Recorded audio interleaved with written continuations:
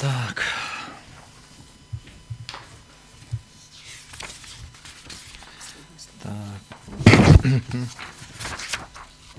Уважаемые участники судебного заседания, мы выслушали позиции сторон, пояснения представителей государственных органов, привлеченных по данному делу в качестве третьих лиц. На этом исследование материалов по делу считается оконченным.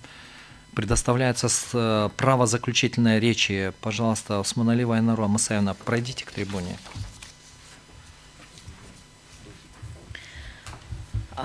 Уважаемый Конституционный суд, участники сегодняшнего судебного разбирательства, сегодня мы стали свидетелями, для меня картина ясна, как для обращающей стороны, о том, что все-таки есть проблема даже не в одной, а в двух статьях, как выяснилось, и 215, и 216, да, и здесь, соответственно, нужно,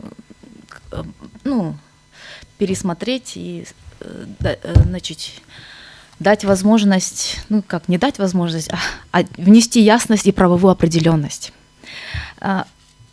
Первое, что хотела бы напомнить о том, что выступление представителя ответчика, на самом деле уголовное судопроизводство и все другие гораздо дольше занимают по срокам рассмотрения, нежели конституционное, потому что у Конституционного суда четкий срок.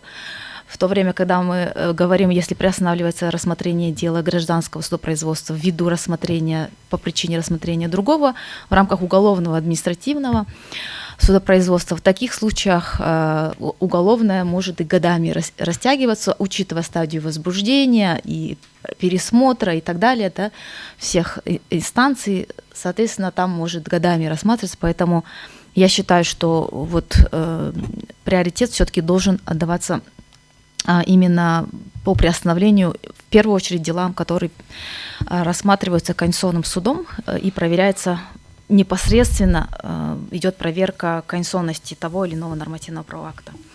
Второе, что мы сегодня увидели, это то, что все-таки даже в 215 статье ГПК существует некая дискреция суда, а именно суд только определяет, возможно или невозможно рассмотрение данного дела, то есть стоит ли приостановить производство по делу, либо не стоит. В случае, если имеется другое рассматривание дела в порядке уголовного, гражданского, административного судопроизводства. Да?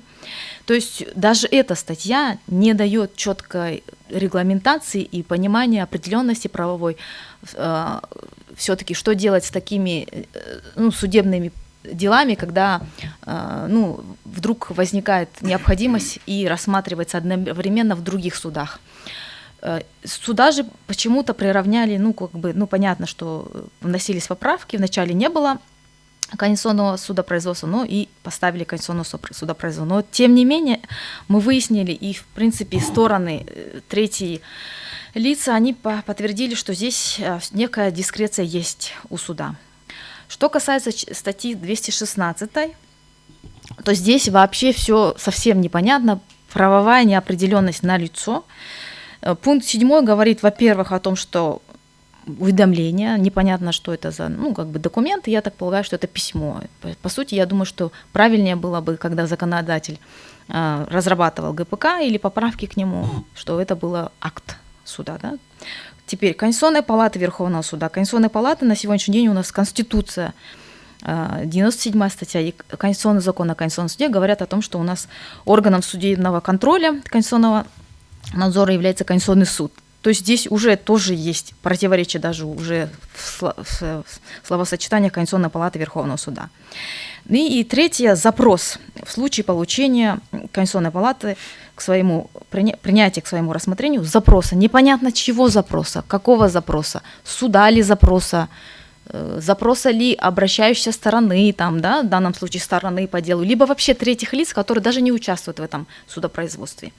По мнению стороны ответчика, я задала вопрос, он допускает, что все-таки здесь есть проблема, и что, возможно, суды применяют и думают, что это может быть отнесен к запросу и обращение ходатайства сторон, и запрос судьи и так далее. То есть у меня четкая позиция, что к вот этой части, к вот этому пункту 7 статьи 216 суды общей юрисдикции применяю, потому что я непосредственно участвую, я заявляю такого рода ходатайства. Я видела, как другие адвокаты в других судопроизводствах заявляют.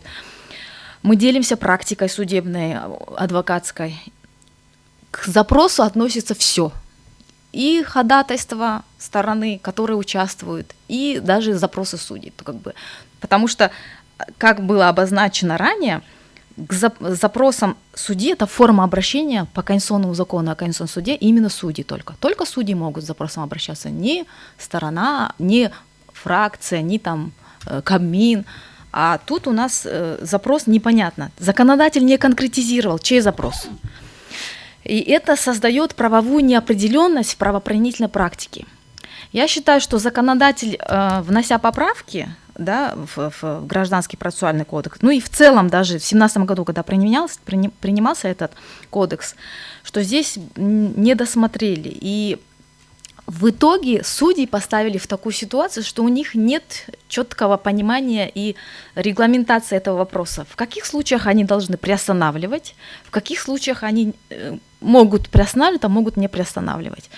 А в конце, после поправок в 2020 году, вообще у них получилось, что это чисто дискреционное право приостанавливать либо нет. Независимо это запрос суда, другого или его самого, независимо это ходатайство обращающей стороны в рамках этого судебного производства, либо любого другого, там какой-то гражданин, допустим, обратился. То есть в этом и кроется вся проблема, что существует правовая неопределенность. Более того, статья 216 мы определили сегодня в ходе вопросов-ответов и обсуждения, что даже эта статья, пункт 4 статьи 215, это тоже дискреционное право суда приостанавливать судопроизводство по делу или нет. Потому что невозможность рассмотрения данного дела из-за рассматриваемого в рамках другого судопроизводства, эту невозможность определяет кто? Только суд по своему внутреннему убеждению, руководствуясь законом. Но если суд не усматривает и считает, что в принципе возможно, ничего не препятствует, ну пусть рассматривается, а потом мы вернемся к этому вопросу, или всегда можно обжаловать, как говорят. Всегда обжаловать можно, придете потом. Вот эту невозможность, если он определяет, что возможно, все, он просто не применяет статью 215, и это становится дискреционным правом.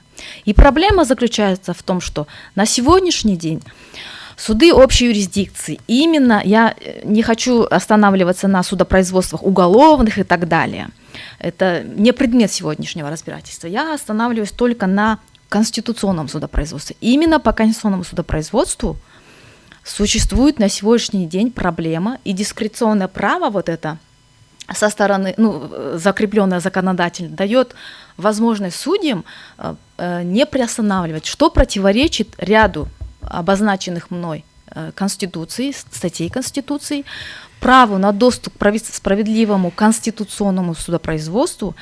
И более того, я хотела бы еще расширить немного, потому что я сегодня увидела еще противоречия. Помимо перечисленных статей, которые я говорила, это 6 статья, часть 1, 2, статья 61, часть 1, 2, 95 и 97, еще и 102 статья говорит о том, что суд не вправе применять нормативный правовой акт, противоречащий Конституции. И если при рассмотрении дела в любой судебной инстанции возник вопрос о конституционности закона или иного нормативно-правового акта, от которого зависит решение дела, суд направляет запрос в Конституционный суд.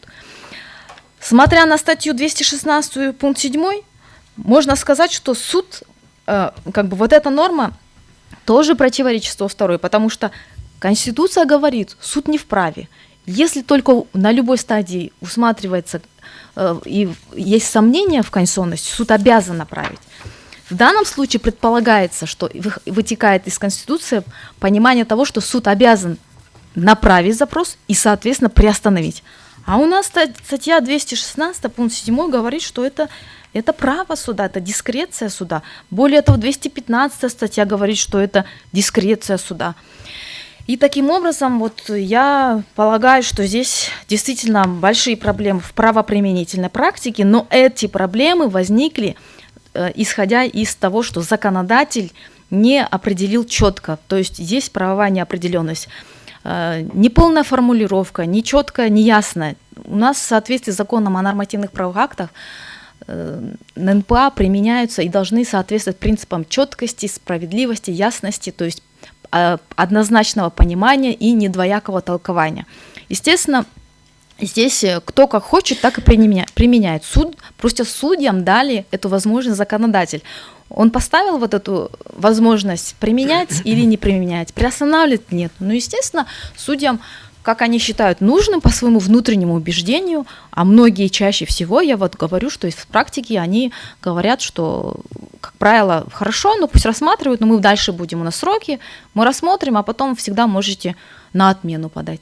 Но если мы посмотрим вот по срокам, и проблема с исполнением на данной стадии будет больше для суда, на самом деле было бы целесообразнее и выгоднее, и как бы законе приостановить, нежели рассматривать. Почему? Потому что в последующем, когда вступает акт вот этого суда, ну, обжалуют, соответственно, вступает в силу, наступает исполнительное производство. Мы все знаем, что такое, вот те, кто применяет и знает, и работал в исполнительном производстве, знают, что такое поворот исполнения суда. Это головная боль. А если касается вопрос, допустим, если имущество ушло на торгах, если выселение было и так далее, то есть в большинстве случаев очень сложно на самом деле этот поворот производить именно судебным исполнителем.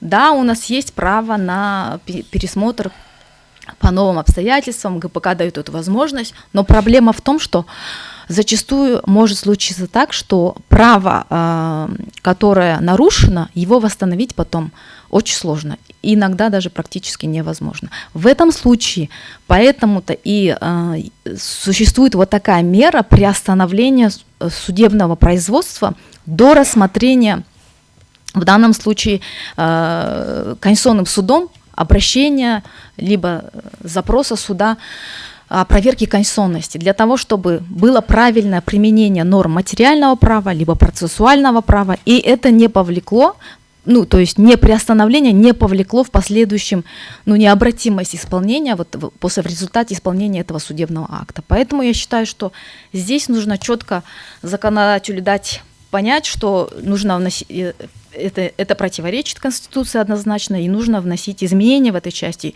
и дать четкую правовую определенность в этом вопросе.